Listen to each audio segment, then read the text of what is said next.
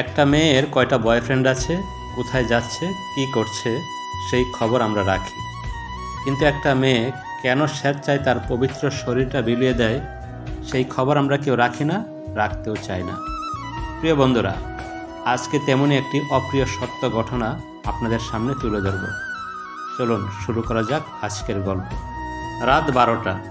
শরীরে রঙিন শাড়ি, কড়া পারফিউম আর ঠোঁটে লাল লিপস্টিক লাগিয়ে ঘুমন্ত রাস্তায় তার এক বান্ধবীর সাথে অভাবের তাড়নায় এই পথে নামতে বাধ্য হয়েছে আয়না। যেতে যেতে সেই পতিতালয়ের মোড়ে এসে হাজির হলো তারা দুজন। আয়নার বান্ধবী বিথি বলল, আয়না, কোমর থেকে শাড়িটা সরিয়ে নাভি বের কর, না হলে কাস্টমারের নজর আসবে না, আকৃষ্ট হবে না। বিথির কথা মতো নিজের নাভিটা বের করে আয়নার মন কাঁদতে থাকে, কারণ একটা মেয়ের অলংকার হলো তার ইজ্জত, আর সেই ইজ্জত আজ কোনো এক কুকুরের খোরাক হতে চলেছে। বিথি এটাও বলল, প্রথম প্রথম খুব ব্যথা লাগবে, কিন্তু মুখ বুজে সহ্য করবি, তোর কোনো কথা ওরা শুনবে না, কুকুরের মতো ছিঁড়ে ছিঁড়ে খাবে। আয়না বলল, তুই চিন্তা করিস না, আমি পারবো। বিথি আবারও বলল, আয়না, তুই আরেকবার ভেবে দেখ, এখনও সময় আছে।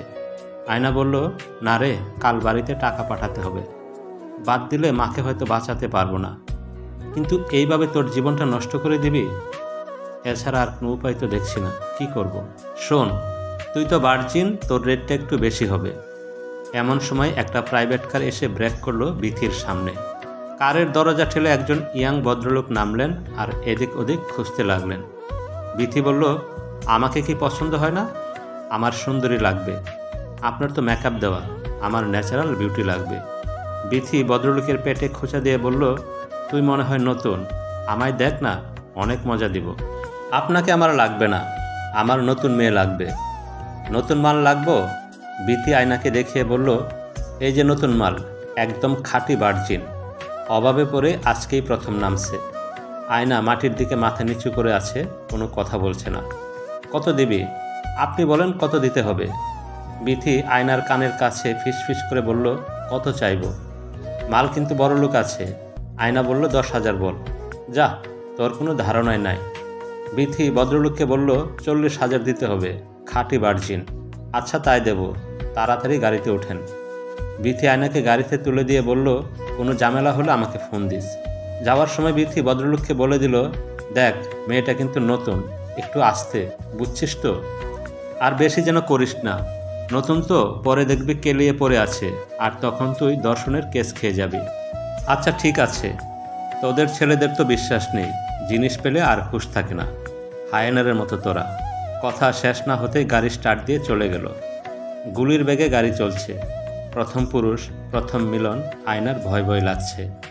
এইসব ভেবে আয়নার শরীর ঘেমে যাচ্ছে। ভদ্রলোক খেয়াল করে এসি অন করলেন। গাড়ি চলছে, দুজনের মাঝে কোনো কথা নেই। প্রায় 20 মিনিট পর গাড়ি থামলো। আয়নার বুক দুপ দুপ করতে লাগলো, না জানি কি হয়, না জানি ভিতরে আর কে আছে। গাড়ি থেকে নেমে দেখলো এটি একটি বিউটি পার্লার। আয়না কিছুই বুঝতে পারলো না। তাহলে কি এখানে আজ তাকে দেহ বিসর্জন দিতে হবে? রাত তখন 12:30। এত রাত্রে তো পার্লার খোলা থাকে না। আয়না মনে মনে ভাবে, আজ একটি নারীর অলংকার ধূলিসাৎ হতে চলছে, তবে সেটা নিজের ইচ্ছায়। যাই হোক, ভদ্রলোক তাকে নিয়ে পার্লারের ভিতরে ঢুকলেন। সেখানে দুজন মহিলা ছিলেন। ভদ্রলোক বলল, তাড়াতাড়ি কাজ শুরু করেন। আয়না মনে মনে ভাবল, মেয়ে হয়ে আরেক মেয়েকে কি করবে? সে অবাক হয়ে বলে উঠল, ওনারা কি করবে? ম্যাম, আমরা আপনাকে বউ সাজাবো। বউ? আমাকে বউ সাজাবেন মানে? এই সাহেব, এইসবের মানে কি? ভদ্রলোক তখন পার্লারের মেয়ে দুটিকে বাইরে যেতে বলল। মেয়েরা বাইরে চলে যাওয়ার পর বলল, আমি নিলয় চৌধুরী, সবাই আমাকে নীল বলে ডাকে, আর আপনি যা ভাবছেন তার কিছুই আমি করব না। তাহলে কি করবেন? নাকি আমাকে পাচার করে দিবেন? আরে না না, তা করব কেন, আমাকে কথা শেষ করতে দেন। আচ্ছা বলেন, আপনাকে অভিনয় করতে হবে। কই অভিনয় করতে হবে, নাটক নাকি সিনেমায়? আরে ভাই, আগে আমার কথাটা তো শোনেন। আচ্ছা বলেন, শুনছি। অভিনয়টা মূলত করতে হবে আমার মায়ের সামনে, আমার বউয়ের ভূমিকায়। কি বলেন, এখন আপনাকে বিয়ে করতে হবে নাকি? দেখুন, আমি এইসবের মধ্যে নাই। না না, বিয়ে করতে হবে না, শুধু মায়ের সামনে অভিনয় করবেন। আসলে আমার মায়ের একটা বড় রকমের অসুখ হয়েছে, যে অসুখের কোনো চিকিৎসা নেই। বিদেশ পর্যন্ত নিয়ে গেছি, কিন্তু কোনো কাজ হয় না। ডাক্তার বলে দিচ্ছে মা বেশি দিন বাঁচবে না। আসলে আমার গার্লফ্রেন্ড আছে। তাহলে তাকে নিয়ে যাচ্ছেন না কেন? তাছাড়া তাকে বিয়ে করলেই তো সব সমস্যার সমাধান হয়ে যায়। না, হয় না। কারণ আমার গার্লফ্রেন্ড এই যুগের মডার্ন মেয়ে। সে এইসব শাড়ি চুড়ি পরে সারাক্ষণ বাসায় থাকতে পারবে না। তাছাড়া বুঝেনই তো, আমার মা অসুস্থ, তার একটু সেবা যত্ন করতে হবে। কিন্তু সে এসব করতে পারবে না। সে বলেছে এসব আজাইরা ডং সে করতে পারবে না। আয়না মনে মনে বলে, আমি মনে হয় প্রাচীন যুগের মেয়ে। আচ্ছা ঠিক আছে, বুঝলাম, কিন্তু আমাকে কত দিবেন? আপনার পরিবারের সমস্ত খরচ আমি বহন করব। আর আপনার পড়ালেখা কতটুকু? অনার্স শেষ। কেন? কাজ শেষে একটা চাকরির ব্যবস্থা করে দেব, চলবে কি? আয়না মনে মনে বলে, চলবে না মানে? দৌড়াবে। আমি যেভাবে বলবো সেইভাবে কিন্তু আপনাকে কাজ করতে হবে, এবং এই বিষয়ে আমরা একটা চুক্তিনামাও করে নেব, ঠিক আছে? ঠিক আছে, এখন তাহলে বউ সাজতে শুরু করেন। আয়নার সাজুগুজু শেষ হতে হতে রাত প্রায় 2টা বেজে গেল। নীল আবার গাড়ি নিয়ে রওনা দিল বাসার উদ্দেশ্যে। আয়না বউ সেজে আমার পাশে বসে আছে, আর আমি নীল ড্রাইভ করছি। গাড়ি চলতে লাগলো। আমি জিজ্ঞেস করলাম, আচ্ছা আপনার নাম যেন কি? আয়না। আয়না, আপনি ভুল পথে কেন যাচ্ছিলেন? সোনার চামচ মুখে নিয়ে বড় হয়েছেন তো, তাই অভাব কাকে বলে জানেন না। তাই বলে নিজের, তাছাড়া কোনো উপায় নেই। কাল আমার টাকা লাগবে, বাড়িতে পাঠাতে হবে। পেয়ে যাবেন। একটা কথা বলি। বলেন। বউ সাজে আপনাকে খুব সুন্দর লাগছে। আয়না মুচকি হেসে বলে, তাই? আর শুনেন, বাসায় কিন্তু আমাকে তুমি করে বলতে হবে। কথা বলতে বলতে বাসায় চলে আসলাম। কলিং বেল চাপতেই খালা, মানে আমাদের কাজের বুয়া, দরজা খুলে দিল। ছোট সাহেব, উনি আমাদের বৌমা? হ্যাঁ খালা। মা কোথায়? আপা তো ঘুমাইতেছে। ঠিক আছে, তাহলে আর ডাকার দরকার নেই, কিন্তু বৌমারে দেখলে আপা মেলা খুশি হইতো। আচ্ছা ডাকো তাহলে। খালা মাকে ডাকতে চলে গেল। আমি আয়নাকে বললাম, মা আসলে পায়ে হাত দিয়ে সালাম করবা, আর রাস্তায় যা যা বলেছি মনে আছে তো? জি মনে আছে। একটু পর দেখি মা আসছে। কই দেখি দেখি আমার বৌমাকে। আয়না মাকে পায়ে হাত দিয়ে সালাম করতে যাবে, তার আগেই মা বলল, আগে মুখখানা দেখি আমার বৌমার। আয়না লম্বা ঘুমটা দিয়ে আছে। মা ঘুমটা সরিয়ে মুখের দিকে তাকিয়ে চমকে যায়। মা অবাক হয়ে জিজ্ঞেস করে, এই তুমি ওই মেয়ে না? তোমার নাম যেন কি? ও হ্যাঁ, তোমার নাম আয়না। জি আন্টি, আমি সেই মেয়ে আয়না। এবার আমি চিন্তায় পড়ে গেলাম, ধরা না খেয়ে যায়। এরা তো দেখছি পূর্ব পরিচিত। মা, তুমি ওকে কী করেছিল? তোকে বলেছিলাম না, হসপিটালে একটা মেয়ে আমাকে রক্ত দিয়েছিল, ও হলো সেই মেয়ে। আন্টি ওইসব কথা থাক। এই আন্টি বলছিস কাকে? মা বল, মা তুই আমার আরেকটা মেয়ে। ঠিক আছে মা। আয়নাকে মার খুব পছন্দ হয়েছে। হাসতে হাসতে মা তাকে নিয়ে ভিতরে চলে গেল। আমি আমার গার্লফ্রেন্ড রিমিকে ফোন দিলাম। 2বার ফোন দেওয়ার পরেও রিসিভ করলো না। আমারই ভুল হয়েছে, এত রাতে কেউ জেগে থাকে নাকি? রুমে যেতেই রিমির ফোন রিসিভ করতে বলল, এত রাতে ফোন দিয়েছিলে কেন? কোনো প্রবলেম? না, বিয়ে করে মাত্র বউ নিয়ে আসলাম। দেখো, মাঝরাতে মেজাজ খারাপ করবে না। আরে তোমার কথা মতো প্ল্যান সাকসেস, এটা বলার জন্য ফোন দিয়েছিলাম। ও তাই বলো। তা মেয়েটা কে? আমি ভাবছি কি বলবো এখন রিমিকে। ও যে পতিতা, এটা বলা কি ঠিক হবে? আমাকে চুপ থাকতে দেখে রিমি ছোট্ট একটা জারি দিয়ে বলল, কি ব্যাপার, কথা বলছো না কেন? আসলে ও কে? ও পতিতা। শোনো, আমি এমন কোনো মেয়ে পেলাম না যে আমাকে হেল্প করবে। ছি নীল, তুমি এত নিজ, শেষ পর্যন্ত একটা পতিতা গড়ে তুললে। এছাড়া কোনো উপায় ছিল না। এমন কাউকে পেলাম না যে আমাকে এই সময় হেল্প করবে। তাই আমার বন্ধু সুহান বলল, তাই বলে তুমি এত বড় একটা? ইচ্ছা করছে তোর গলা চেপে ধরি। আচ্ছা এখন রাখি, মা ডাকছে। ওই মেয়ের কাছ থেকে দূরে দূরে থাকবা। কি বললাম বুঝতে পারছো? আচ্ছা ঠিক আছে, আমি দূরেই থাকব। এমন সময় দরজায় ঠক ঠক আওয়াজ। আমি বুঝলাম আয়না এসেছে, তাই বললাম ভিতরে আসো। আয়না ভিতরে ঢুকে বলল, আমার ভীষণ ঘুম পাচ্ছে, আমি কোথায় ঘুমাবো? তুমি খাটে ঘুমাও, আমি নিচে ঘুমাচ্ছি। আরে না, আপনি খাটে ঘুমান, আমার নিচে ঘুমানোর অভ্যাস আছে। বলেই একটা বালিশ আর চাদর নিয়ে নিচে শুয়ে পড়ল। সকালে জানালার ফাঁক দিয়ে রোদের আলোয় ঘুমটা ভেঙে গেল। চোখ কসলাতে কসলাতে উঠে বসলাম। এমন সময় দেখলাম আয়না ওয়াশরুম থেকে গোসল শেষ করে চুল মুছতে মুছতে বের হচ্ছে। আমি তো অবাক, সকাল সকাল গোসল কেন? আমি তো কিছু করি নাই। রাতে ভুল করে কিছু করলাম নাকি? না, আমি তো তেমন ছেলে না। হা করে তাকিয়ে আছি আয়নার দিকে। কি ব্যাপার, এমন হা করে তাকিয়ে আছেন কেন? যান গোসল করে আসেন। গোসল করব কেন? আমি তো কিছু করি নাই।